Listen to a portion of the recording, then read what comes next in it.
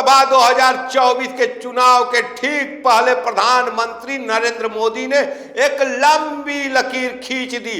अब की बार भाजपा 370 के पार और एनडीए भी 400 के पार। लेकिन प्रधानमंत्री की खींची हुई ये लकीर उनके ही संसदीय क्षेत्र के इर्द गिर्द धुंधली पड़ रही है। का गाजीपुर, का जौनपुर, का भदोही, का मिर्जापुर, का रावटसगंज और का चंदौली, सब सीटें फंसने जा रही है। और सबकी उम्मीदें प्रधानमंत्री की लास्ट में बनारस के दौरे पर टिकी हुई है कि मोदी जी आएंगे, सीट जिताकर चले जाएंगे।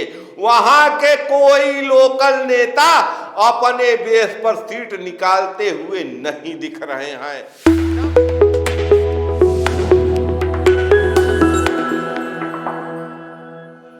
नमस्कार, मैं पंकज कुमार सिंह और आप देख रहे हैं खबरों के खिलाड़ी। जैसा कि आप सभी को पता है कि लोकसभा 2024 के चुनाव की तिथियां घोषित हो चुकी है और इसी क्रम में प्रधानमंत्री नरेंद्र मोदी के संसदीय क्षेत्र बनारस के इर्द गिर्द की सीटों पर 1 जून 2024 को वोटिंग होनी है। वोटिंग में अभी काफी समय है, 80 दिनों का लगभग समय है। कई सीटों पर विपक्ष ने और कई सीटों पर सत्ता पक्ष ने अपने प्रत्याशी घोषित कर दिए हैं। लेकिन आज के तारीख में कुछ सीटों पर मामला एनडीए के लिए, भाजपा के लिए फंसता हुआ दिख रहा है। जौनपुर में जिस ढंग से कांग्रेस के बंबई के नेता केपी सिंह को टिकट दिया गया और उसके बाद धनंजय सिंह को जेल हुआ, इन सब मामलों को लेकर पूर्वांचल में एक अलग उबाल चल रहा है। कहां चर्चा थी कि गाजीपुर से ब्रजेश सिंह लड़ेंगे।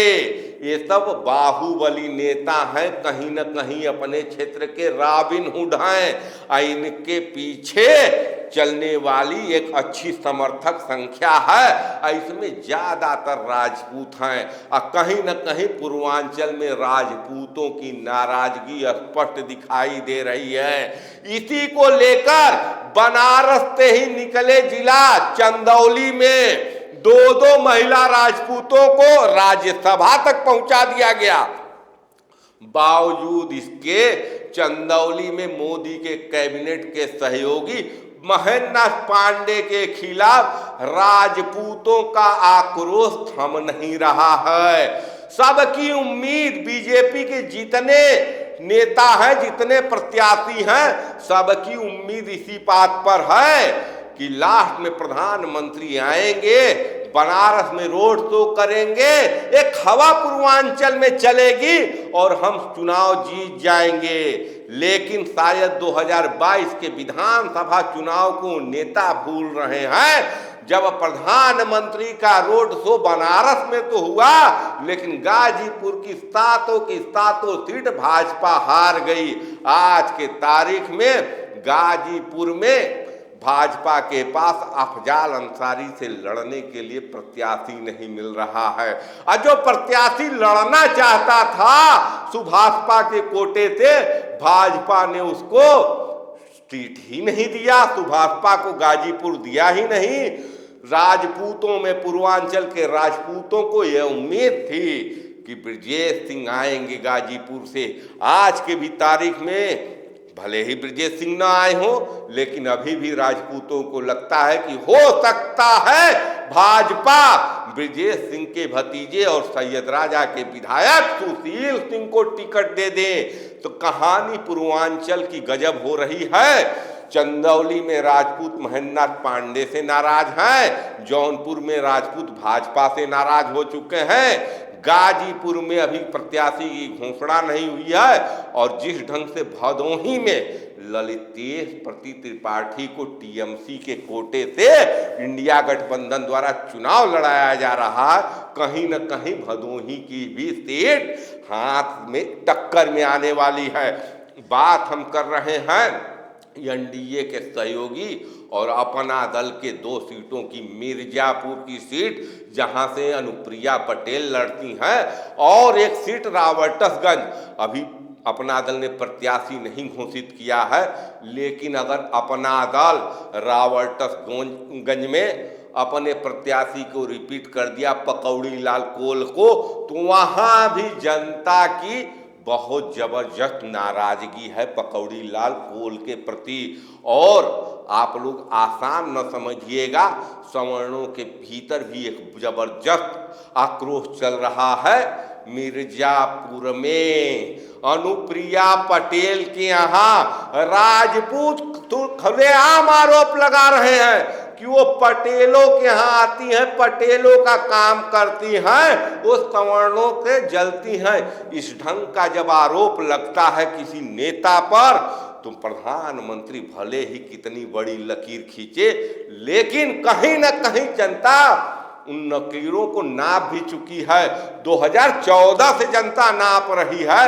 2014 में अच्छे दिन आने वाले थे और 2019 के बाद भ्रष्टाचार समाप्त होने वाला था, लेकिन ये सब लकीरें आज के तारीख में जब इलेक्टोरल बॉन्ड को सुप्रीम कोर्ट द्वारा असंवैधानिक करार दे दिया गया और इसकी कहानी जब खोलकर जनता के सामने ला दी गई, तो कहीं न कहीं आज जनता को भी लगने लगा कि ये सरकार भ्रष्टाचार के खिलाफ तो नहीं है।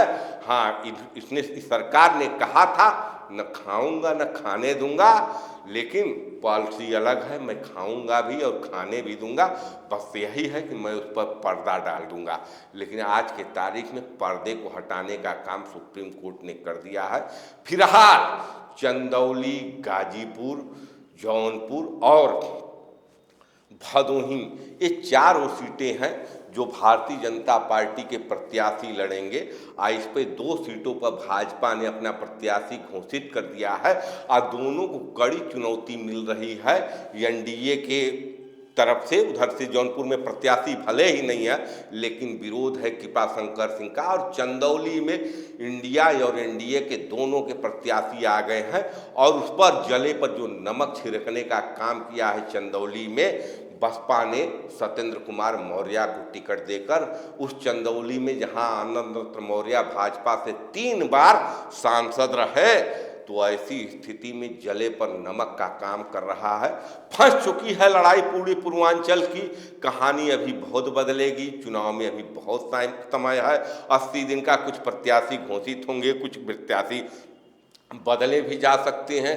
क्या होगा क्या नहीं होगा इस समय बताएगा, लेकिन शुरुआती रुझान ये बता रहे हैं कि एक तरफा वाली लड़ाई नहीं है। ये पूर्वांचल में जो 80 का मिशन 80 का खेल है, वो कहीं न कहीं प्रधानमंत्री नरेंद्र मोदी के संसदीय क्षेत्र के इर्द गिर्द ही दम तोड़ता हुआ नजर आ रहा है। तो ऐसी स्थिति में भारतीय जनता पार्टी किस रुख से चलेगी?